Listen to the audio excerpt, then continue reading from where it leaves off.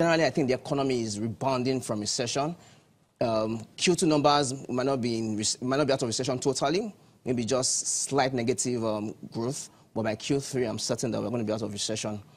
A number of folks out there believes that the stock market don't really mirror the rest of the economy. How many companies are really listed on the market, really? And if you look at the heavyweights, they're just a bunch that you can count perhaps on your 10 fingers. So they believe that, yes, you and I seem to be pumping things up a little bit. That does not reflect the rest of 180 million economy. Well, they have a point, but generally, stock market is usually used as a barometer for the economy. I think it's also good to always look at trends. So last year, we saw the market depreciate significantly, and of course, the economy was in recession. This year, we are seeing the economy rebound from recession, and we've seen the market also being very upbeat.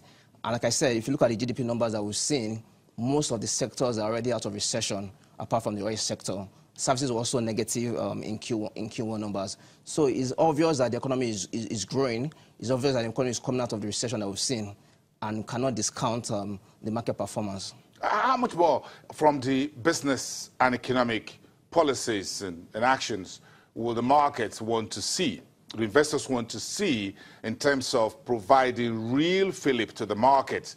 If we say, well, let's discount the I&E window, let's discount portfolio investors, and we come down to the real business of the economy itself.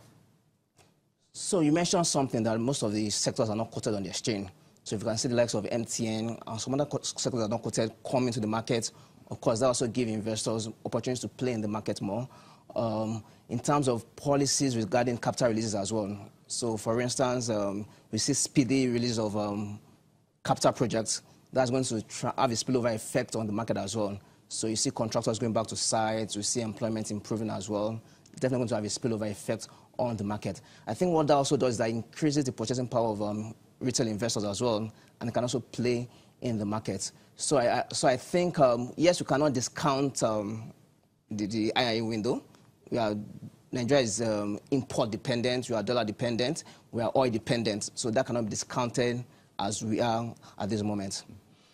But when you speak to companies, and perhaps these are listed, of course I expect you to speak more to listed companies, do you get a sense that these folks feel there's still a lot more that needs to be done from the government side to boost their earnings on a quarterly basis, on an annual basis, to hire more people, improve on sales, perhaps reduce prices, so that the disposable income of the consumer market that we have in abundance can actually be boosted, and still leave a few more coins in the pocket for savings and investment?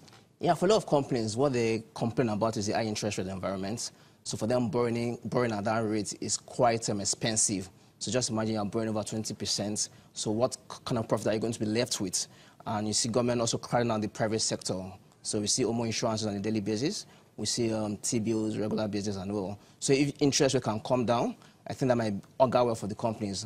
And I think the MPC also alluded to that in their last MPC meeting, that of course they agree that interest rates will come down, but it might be a bit premature, so it doesn't erase the gains they've seen in Forex. So I think the interest rate environment is key. It needs to come down.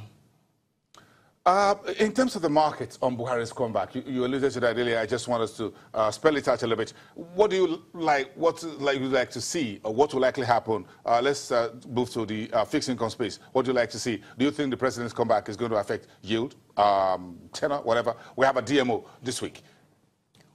Well, in the immediate, I don't think so. But now it depends on the kind of pronouncements we begin to see. So of course it's back. The economy has been on a steady ship, so to say. So, of course, if it says a negative pronouncement, that might affect market. But in the immediate, I don't think it's going to affect the markets. So I still think the market is on a northward trajectory for the equity markets. Fixed income yields, I still expect to come down. Inflation rates are going to come down, definitely. Like I said, I see us coming out of the woods in terms of GDP. So we expect to see growth this year of about 1% levels in terms of GDP growth. Do you think anything more could still be done from the FX side of things, or you think Emefiele's job is done for him?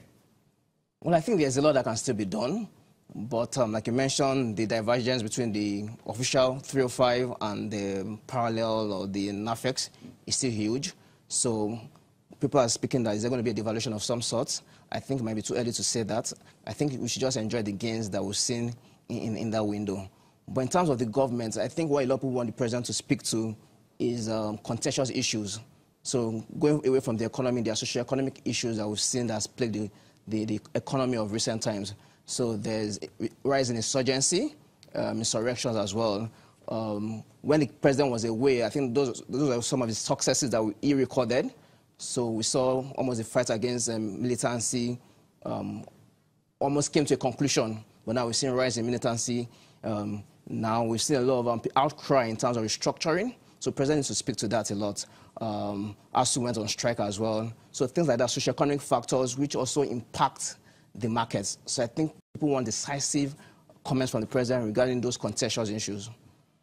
Do you think the equities market, and we always come back to that because it looks like the soft side of things, do you think the equities market is on the second window looks a little bit overstretched? Do you think we've overstretched this market about 40% in just about half year? Yeah, so I think valuations are stretched, but I still think market sentiment is still positive.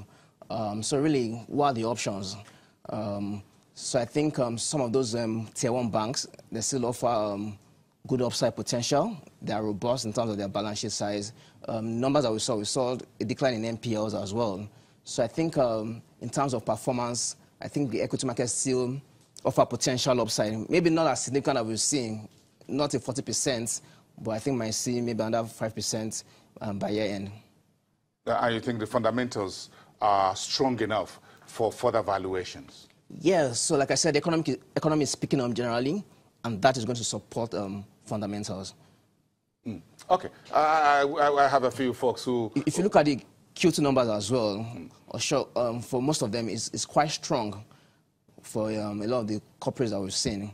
And I expect to see such in their Q3 numbers as well. But these are really strong, basically on the basis of the FX. Yes, but like I said, you can't discount FX from, even in the past, it has always been an FX related gain. Yeah, we can't take FX out of the conversation. Thank you very much. Unfortunately, I got a few folks who says they would like to ask you some questions, but unfortunately our time is up for this particular segment. But we're going to do something. I'm going to keep you here for the last segment of this show and see if one of these two questions will come from our viewers. Let's take a break. We'll be right back.